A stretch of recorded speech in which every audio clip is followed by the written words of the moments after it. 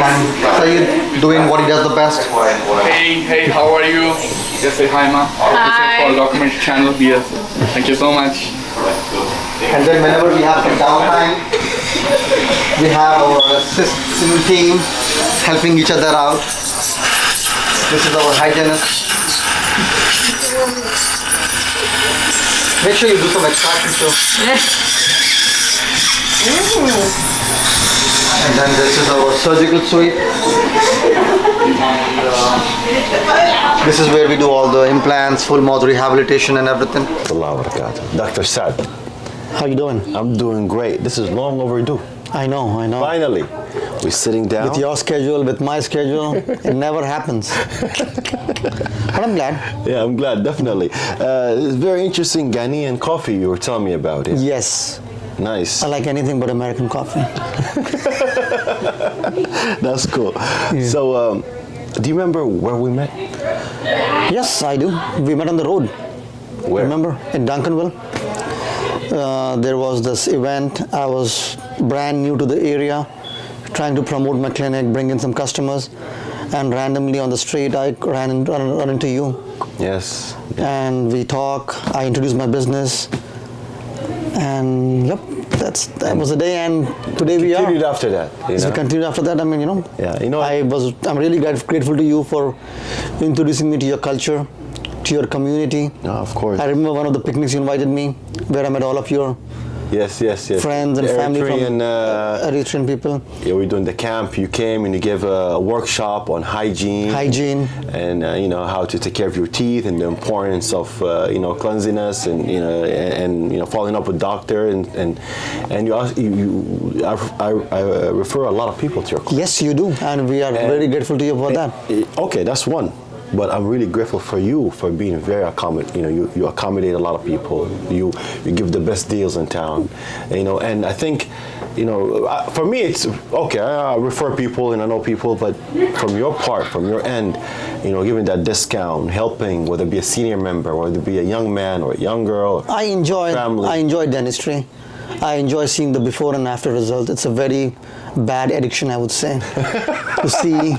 What Allah subhanahu wa ta'ala has given you and what you can do with your skill set. Yes. Like, the before and afters. Definitely. I mean, I'm not a dentist, but I enjoy watching before and after. Yes, sir. Whether it be teeth, whether it be, you know what I mean? So, and like I said, like me being able to do that, it's, alhamdulillah. That's the beauty. Alhamdulillah. It's of our profession. Definitely, So we're situated here in Duncanville, which is the southern part of Dallas. Correct. Surrounded by Cedar Hill and DeSoto and Ovilla in the south. Mm-hmm. You've been here for about 2 years, I believe. It's been 2 years now. Moved here from Chicago. I don't miss Chicago at all. Sometimes. Definitely. I mean, the weather, it's December now, and we don't have to wear a heavy jacket. Definitely, yes. No gloves, no earmuffs, Yes. no worry to clean the snow, clean your car, heat your car. And the wind, very strong winds. Strong winds. Yeah. And Chicago's expensive, man. It is. And people are like so much nicer over here, Like, perfect example is the man sitting right across me. Nobody would believe when I tell them we just met on the road and we hit it off and like here we are. Yeah. And you made it so easy because you reach out, and we clicked, and you like you said, you introduce your business, you invite me over. I really felt at home.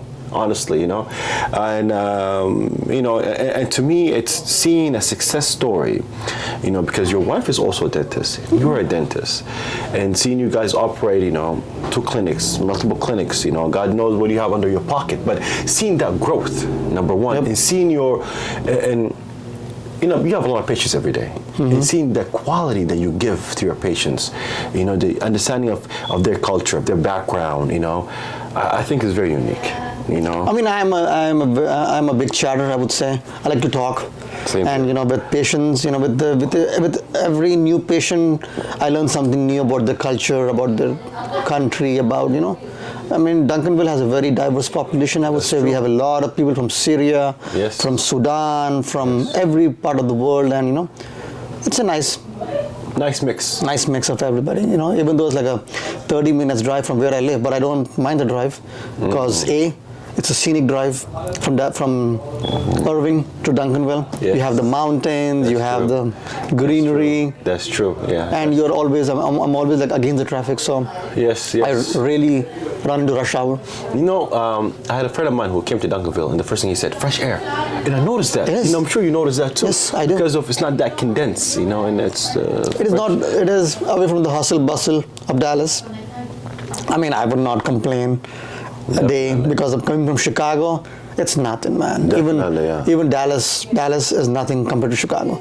I mean, in Chicago to cover 3 miles, it takes you an hour. Definitely. In an hour, we would reach Waco in rush hour. Yes, that's true. Rush hour. That's true. I would like to dive in a little bit deeper into your educational background. If you can share with us the journey, from Saad going to being Dr. Saad and finishing dentistry school, and if you can share with us, please. So, my grandmother was a dentist. Oh yeah, I remember. Yes. The first female dentist in India. Yes, Yes, I the forgot first about that, female oral surgeon in India. oral surgeon, mashallah. Yeah, so back in the day when she went to dental school, it was a very heavy male-dominated industry or Definitely, profession, I would say. And she was the only one among the 100 students in a batch.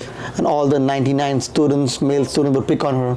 And we'd go back home, cook food, make babies. I'm sure the challenge. It wasn't easy for her, but that made her a very strong woman. And I grew up with my grandparents, with my grandmother especially, and she had a big influence Definitely. on me turning out the person I am today. Like, we had a clinic right next door where we would live, and patients would come up at all odd hours, and she would never turn them away. She would accommodate, see them. So that is how I fell in love with dentistry. And I did my dental school in India, and after my dental school I came back to America. I gave my national boards, applied for dental school again. I mean, if you are a foreign trained dentist, you have to go through training, more 2 years of training to be on par and become a board certified dentist over here. So I gave my exams. During that process, I met my wife. She was also preparing for her exams. In Chicago. In Chicago. Nice. And we went to the same school. She graduated before me. She's from Chicago, born and raised in Chicago. Nice. So it was really difficult for me to get her out of Chicago. Really difficult. I'm sure. But I did it. I'm sure. But I did it. I'm sure. And then after dental school, I moved to Waco, Texas, to do a fellowship. Okay, for fellowship. And in the fellowship, I learned how to do dental implants, Nice. wisdom teeth. I mean, usually the stuff what a general dentist refers out to a specialist, that is where I come in. I offer the same service what a specialist does, but I charge what a general dentist does. Nice. Like, for example, wisdom teeth, if they are done by an oral surgeon, they charge $5,000, man.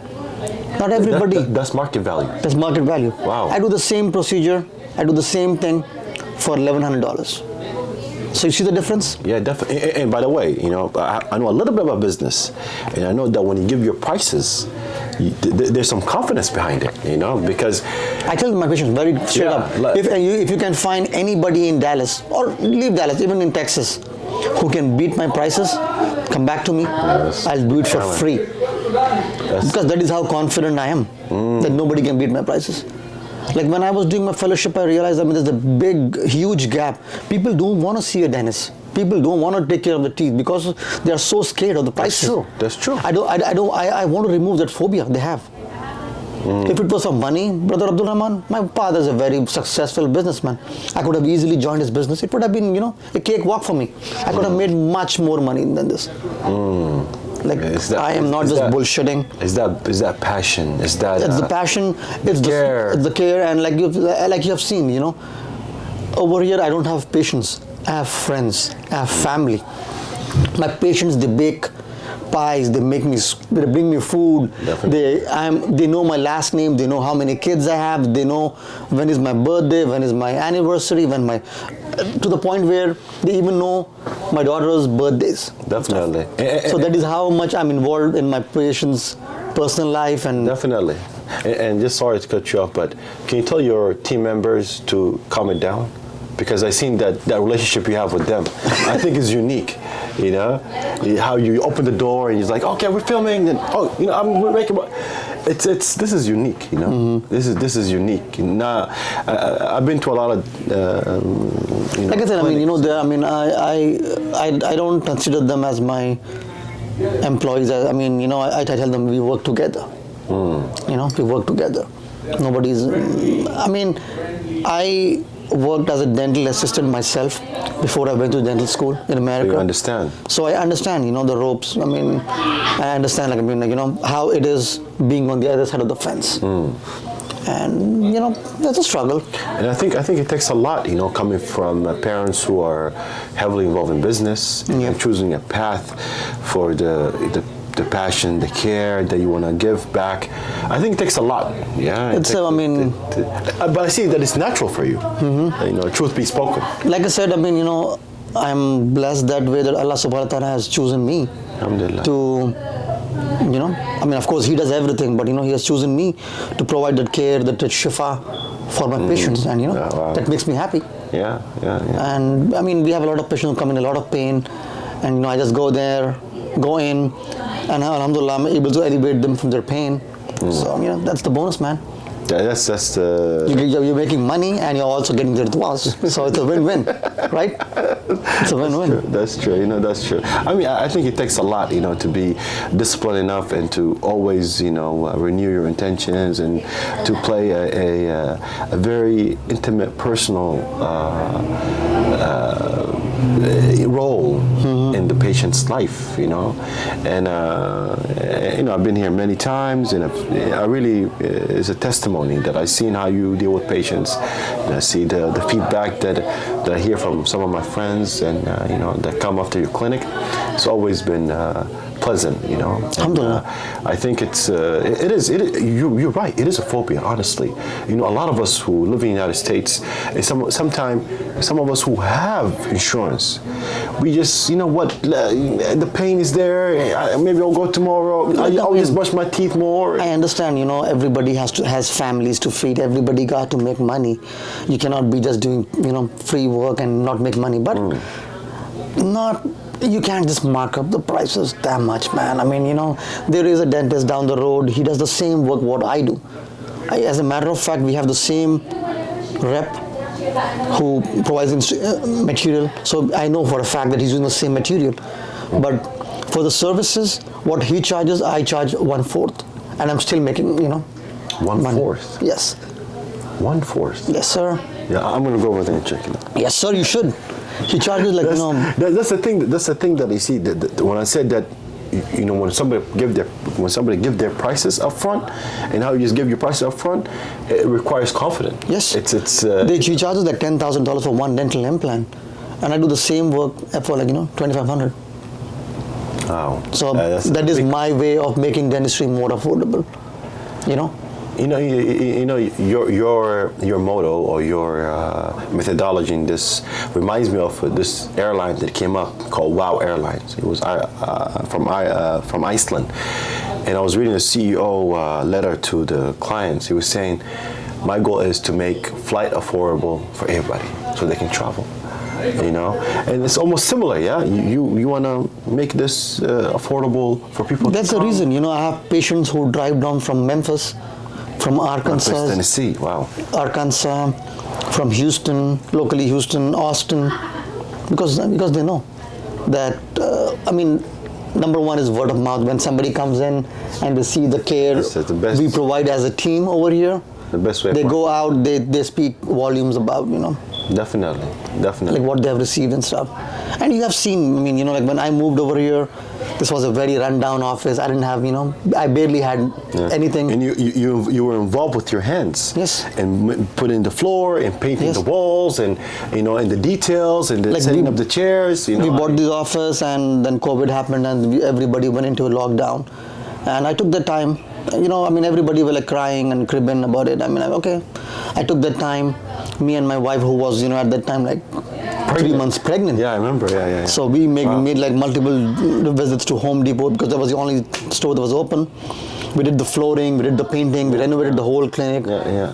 because at that time, to be very honest with you, we didn't have no money to pay for, someone else to do that for you. Yeah, very But challenging. we did it. And like I said, if your intentions are clear, like God makes things you can't even imagine. No, definitely, definitely. And I'm really happy to, every time I come here, the place is bustling. And I'm sure we can pick up some of the noise from the background, the clients, your team members, It's a beautiful, it's a story that I believe that need to be narrated and documented. Last question. Why, Dr. Saad? Why go to Home Depot and get involved? Why, work almost every day as a doctor? Why give the discount, this huge gap discount for clients? Why, Saad? Why Dr. Saad? Like I said, it makes me happy. It gives me satisfaction. For some people, for to each their own. Some people get happy maybe by making a lot of money, by making whatever it is. But for me, it's like I said, it's more about patient satisfaction. Like I'm a chatty Cathy. I like to talk, and it's about having that connection. Being like I have close to 300 friends in this area now. When I moved, I knew nobody. So within almost 2 years. 2 years. Not even more. Yeah. Not even 2 years. I like coming in with a new idea, with a new concept every day, and making it happen. And like I said, it's not just me. I have a whole team of employees working for me. Their livelihoods and everything is connected Depending on the business. connected with us. And like I said, we work on a very low margin. So to keep everything afloat, we have to work every 6 days. Wow. 6 days. Wow. It's definitely, I can almost feel the drive and the passion of your grandma. Yes, sir. That has been, I can. If that old lady, if she can cater a patient at 2 a.m., I can do this. Definitely. It's again. I really thank you for making this time and the space. No, man. And for the records, for the records, I came unannounced. So he told me this long time ago. Whenever you want to come, you're welcome. I told him this is his office. This is his office. Abdul Rahman never needs no appointment. He can come in, And that is a proof, of the spirit, and of the genuine care, and of the friendship, and what it's a proof, Dr. Saad. Thank you very much for making No problem, this time. sir. Thank you for allowing us in and sharing your personal story and your journey. I look forward to it. And can we do cleaning today? Yes. Thank you. Thank you, Dr. Saad.